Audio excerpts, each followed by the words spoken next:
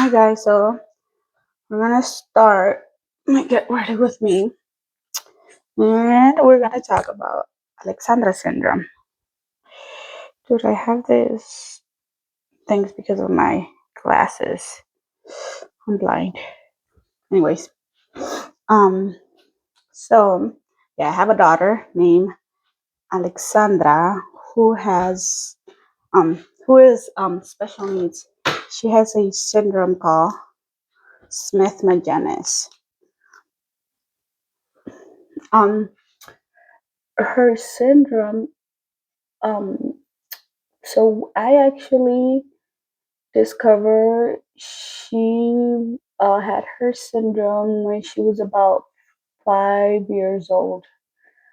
Um, I mean, ever since she was born, to be honest, uh, her doctor, as soon as he saw her, he kind of figured that like something was wrong with her because she had facial features of a kid with Down syndrome. So she had yeah very similar features. Well, person with Down syndrome. So um like literally, as soon as he saw her, and then like that's what he thought. So at the hospital, we did the testings, genetic testings to find out if she had Down syndrome or not, and it came out, that she didn't. And actually, when it came out that she didn't, he just thought, oh, maybe she just has facial features from her granddad, my stepdad. He's not my real dad, but no, he didn't know. He wasn't my real dad. I call him dad because he raised me since I was like 3 years old. So yeah, but technically he's my stepdad. Um, yeah. So he was like, oh, maybe she just has facial features from her grandpa. I was like, yeah, sure, whatever. But as months kept passing by, she started showing like signs that you know, were worrisome. Like she started showing signs. She was having problems with latching onto my boob. I had an inverted nipple, so that was also a problem. But yeah, she was showing signs, and then she started what's it called um crawling. Very no, actually she didn't crawl. But like when she started, kind of like she used to push. I remember she used to roll herself around the house. Yeah, and she was like around 9 months old when she started doing that. And yeah, so she started doing things very late, and he noticed that. Um, what else? She was having problems. Yeah, feeding. She wasn't saying like words or things that babies at her age would normally do. And she wasn't walking when she was 1 years old. So when she wasn't reaching her milestones, he was still sure. He was like, I know she has something, but I'm not sure what she has. That's what literally he told me. And then, especially when um, her syndrome is very rare. So when when she wasn't reaching her milestones, he decided to just put her in therapy and speech therapy, occupational therapy, physical therapy. So she started all those therapies around the age of like 1.5, I think. So yeah, she started therapy when she was around 1.5. And yeah, so we did a few testings and like they all came back negative. Then I remember when she was 2, he sent us with a genetic doctor. I remember we went and we had like a few doctor's appointments and stuff that we had to go to. they took out a lot of blood from her, a lot of screening and stuff like that. Um, and I remember that what's it called? It took us a long time, like years, to find out her diagnosis. I remember, like, we still kept going to therapies and all that. It wasn't supposed to take that long, to be honest, to get her diagnosis, but that doctor was horrible. I guess it was because she was about to retire, so she didn't care. But anyways, we still kept going to therapies and stuff like that. And then it was around that time that she started school, pre-K, and when she started pre-K, like, she had a very bad behavioral outburst. So no one is actually able to, like, whenever she has those outbursts, no one is able to, like, control her but me. So I remember, like, she used to get those bad behavioral outbursts. And um I remember the principal from that school, Como Elementary, um told me, like, try to say that I wasn't doing the things I was supposed to be doing, but my daughter was already in all the therapies that she needed to be in. And I remember he was telling me, like, why haven't you taken her to a genetics doctor and blah blah blah. I'm like, dude, like, I told him, I remember, I'm like, we've already done that.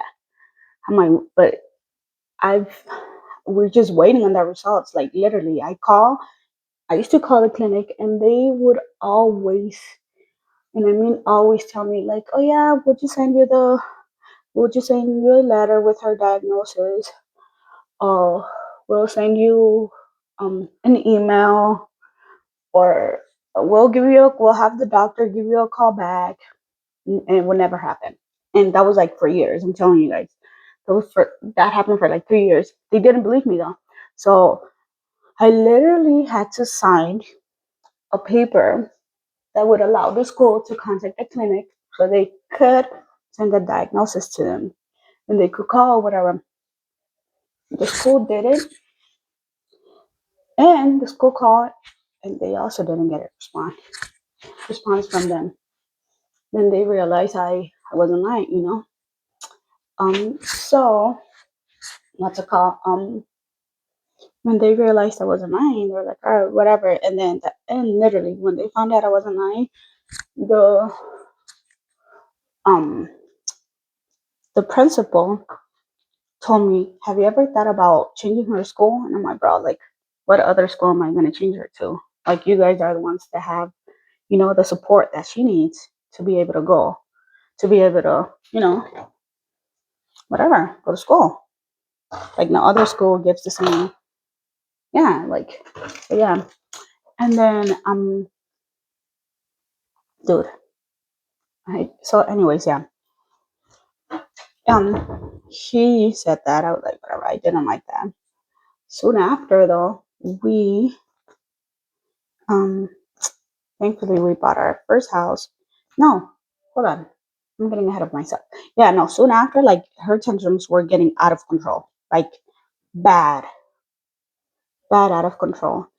And then I wasn't sure what I was gonna do, like, literally. And then I remember I took her to a psychiatrist to see if there was, like, any type of medicine that would help me, or, like, anything that would help me be able to, control her outburst, because they were bad. Like, they've gotten a lot better, like, a lot better. And they were bad. And I remember, like, so anyways, my daughter was crying, you guys.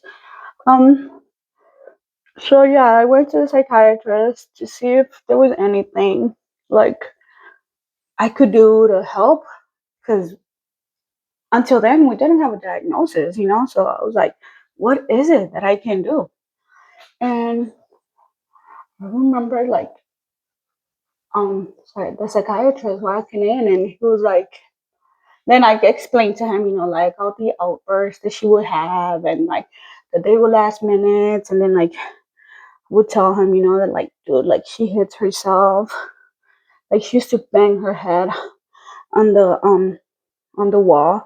She still does it, but not as often. And yeah, I was like, I don't want her. Like she would even hit her head on the floor on like hard things. If she felt like it wasn't hard enough, she would like face whatever thing she thought was hard enough and then hit herself on that. So I was like, I don't want that, you know? Like she's hitting herself, she's hit her brother. And then I'm like, I don't want her to hurt him, you know? And like, and like, I don't know. Like, yeah, like, so I just wanted help for her. And then I remember when I explained to him all the, yeah, like all the problems I was having, he was like, "You do know, right, that this is part of her syndrome." And I was like, "What are you talking about?" And he was like, "Yeah, like this is part of her syndrome." And I'm like, "What syndrome?" I'm like, "I don't know what you're talking about." And he's like, "What do you mean you don't know? Like she's been like she was a test was done for her and this is what came out." I'm like, "Why?" And then he was like, "She has a syndrome called Smith-Magenis." And I'm like, "What?" Like I just stood there frozen. And then he was like, "Yeah, she has syndrome that what's it called? Um has her have um the syndrome makes her have all this outburst and this behavioral issues, and like it makes her be um delayed in other aspects of her life, speech delay and developmental and all that." And then I was like, I was shocked, to be honest. I was like frozen. And then I remember I just started crying because it's not something I was expecting him to tell me. And then he was like, I remember he was telling me, "Cry, you need it, you need to cry." He was like, and then he was like, "I'm sorry this hadn't been communicated to you, and I'm sorry this is the way you have to find out about her diagnosis." And then, yeah, because I went to the same clinic that did the genetic testing, because it was a specialty clinic, whatever. So he apologized about that. And then he just literally told me about all the doctors I needed to start seeing. And he put an order in about, yeah, I don't know. So, yeah, so that's how I found out that she had Smith-Magenis syndrome. And it's literally a part of her 17th chromosome is missing. So, when we have our kids, they have a DNA transfer from both of our parents, whatever, and then we have two chromosomes from each number, 17, whatever, and all that. 1, 8, 1 through, I don't even know one number. But one of her 17th chromosomes is missing a piece, small piece. And that chromosome is the one that makes her be delayed, that chromosome makes her have behavioral issues. It, so yeah, so like she's not able, kind of like how the doctors explained to me, is like, like us, we're able to, like something in our brain is able to connect, you know, our behavior, and decide when we're able to control our emotions, you know. So we can decide if we want to act upon a action or not. She doesn't have that ability when her outburst happen. So yeah, and she has a chromosome. There is a lot of things that they can suffer from. Um, the things that Alexandra suffers from are, she has chronic ear infections. She also suffers from um, sorry guys, my family keeps interrupting me. So, anyways, yeah. So Alexandra suffers from chronic ear infections, and that has caused her, which is also part of her syndrome, that has caused certain level of hearing loss. Um, she also suffers from scoliosis. I think that's how you say it. But yeah, so her spine is like curved, kind of like an S, and she had to have a surgery from it in 2023, June 8th, 2023. And yeah, so those are they also she also has sight problems, so she's not able to see from far away, I think it is. She doesn't like wearing her glasses. And so I'm like she um I can't have her, wear them. Obviously, she breaks them. Like she literally breaks them the first day she gets them. So yeah. So I'm planning on having her do the laser eye whatever surgery when she turns 18. Hopefully that will help her. But yeah, she suffers from that. She suffers from behavioral issues. She's delaying her speech. She walks on her toes. It's another thing. Um, Honestly, I'm very blessed. I feel like I'm very blessed because Alexandra doesn't really suffer from a lot of things. A lot of kids from her syndrome suffer because they can suffer from like heart problems, kidney problems. She does suffer from constipation, but I try to give her fiber a lot so she can go to the bathroom often. But yeah. So yeah, so they suffer from kidney problems. What else? I don't know. They suffer from a lot of things. Thankfully, Alexandra doesn't suffer, like I said, from a lot of things. Um, she's speech delayed, and yeah, so very blessed. She's got a cast on her feet, um, because she walks on her tippy toes a lot, and so yeah, but um, she literally, as soon as she starts wearing, she wears her AFOs. AFOs, it's kind of like a feet brace that avoids her from walking on her on her toes. But as soon as she stops wearing them for like a week or two. Like she her tendon gets tightened, so she has to go back on cast. So it's like very hard. And it's annoying because when she has her AFOs, it's like I don't know. I just feel like we could go back and forth with that because she gets her cast, you know, she goes back into her AFOs.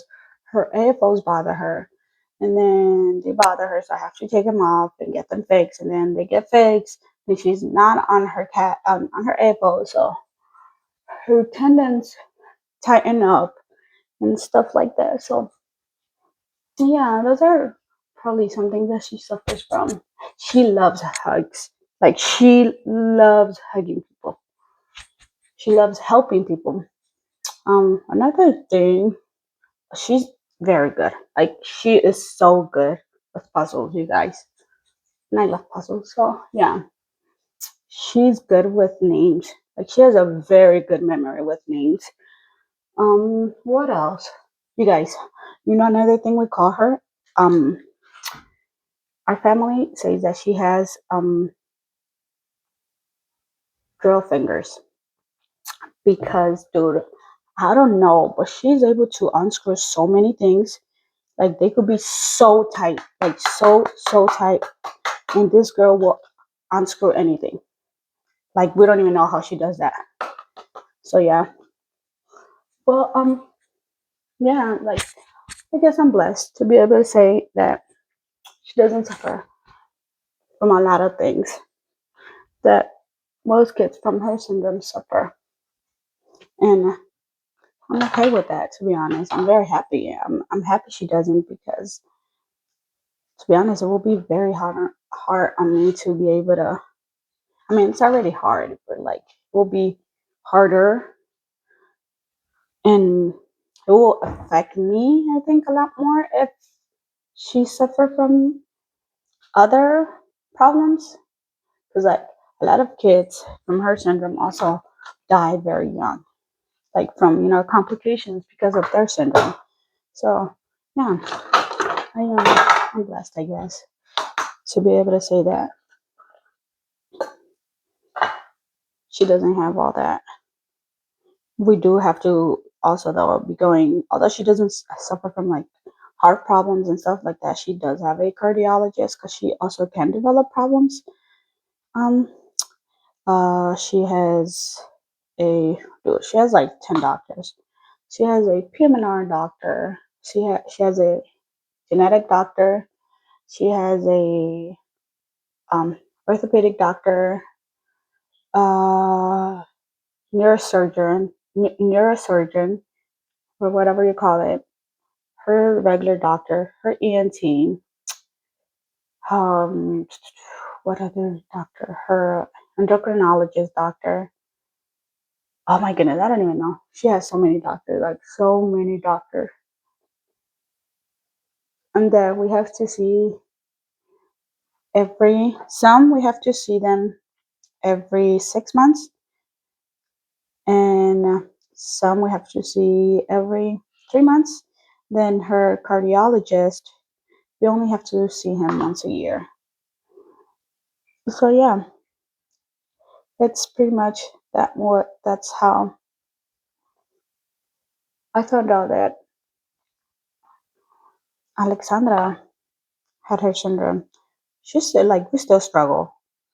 I still struggle a lot with her outburst, but they have gotten a lot better. Like a lot better during the years. And to be honest, I just think is Heavenly Father just answering my prayers and my family's prayers, because yeah, like it's very hard to take care of her when yeah, when her outbursts happen, or when we're out in public. And like, to be honest, doing activities outside of home give me anxiety, because I don't know sometimes what could trigger her when we're out. Like I know most of the things that trigger her, but like I just don't want people looking her wrong and stuff like that.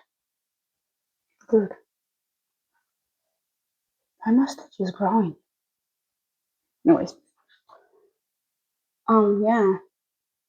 So yeah, I try to avoid events in public. Like today, we had to go to a wedding, but it's a very good friend of ours. So, and it is a kids friendly wedding. So I'm taking her with me, but I try to avoid going out in public because I've had just a couple of encounters with people that looked at her wrong. I don't like people looking at her wrong. So yeah, it gets kind of annoying to deal with that. I don't know. Just like no mom, I guess, ever wants their kid to be looked at wrong, the wrong way. But I also try to not like. I try to say like I don't know. I try for people's opinions not to affect me and stop me from doing things. But then it's also like it hurts my feelings. And I don't want to be exposing my daughter to those certain things. Or like even like going to birthday parties. I don't like to go into birthday parties, kids' birthday parties, because to be honest, most people do not teach their kids to play or deal with a kid with special needs. And yeah, and it's very uncomfortable, to be honest. It's very, very uncomfortable. My kids do very good with her. My son Abraham, especially, like, he's always like watching her and taking care of her. Like, that making sure that no one bothers him. I mean her, and yeah. So, but it's also like I don't want him, to be out in birthday parties taking care of his sister while they're playing. I want him to also enjoy because he is a kid, But yeah, so that's another reason why I don't like going to events and stuff like that because it is very uncomfortable. And yeah, yeah, but Alexandra actually loves to be around people. She loves to be around kids. Oh, another thing. Um, before I forget to, doctors told me that what's it called? She will always have the mentality of a 3-year-old kid. So yeah. So I remember the psychiatrist told me that. And her genetics doctors and all that. I remember my son was like 9 months old, I think, at the moment, or he was about to be one. I don't remember.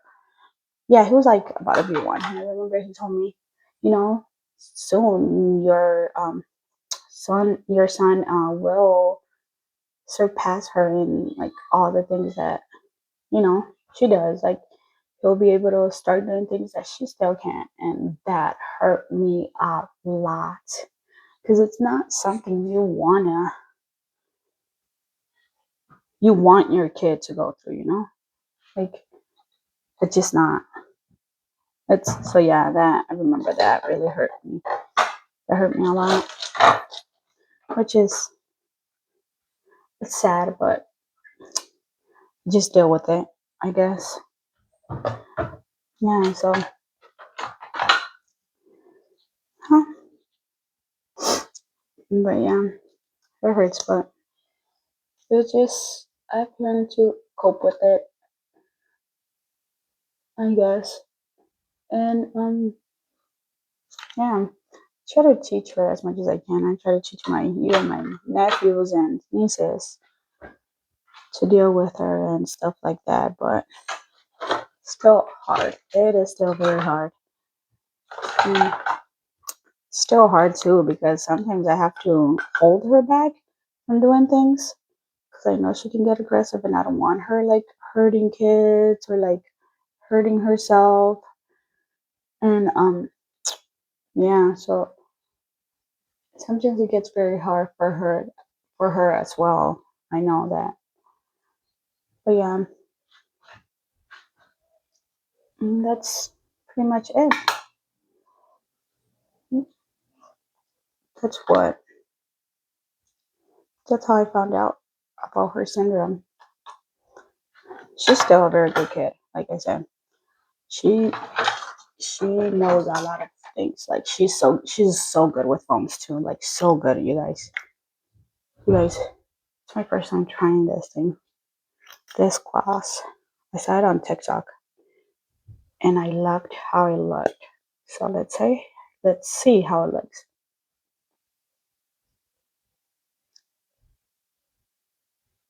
Mm,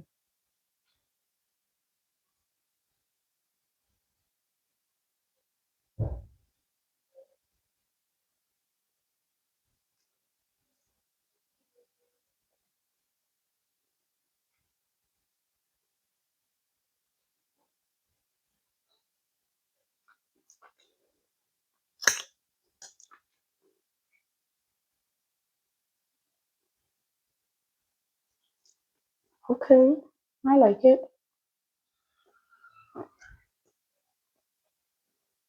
I love this. And that's all, you guys. Hope you guys learned a little bit about her.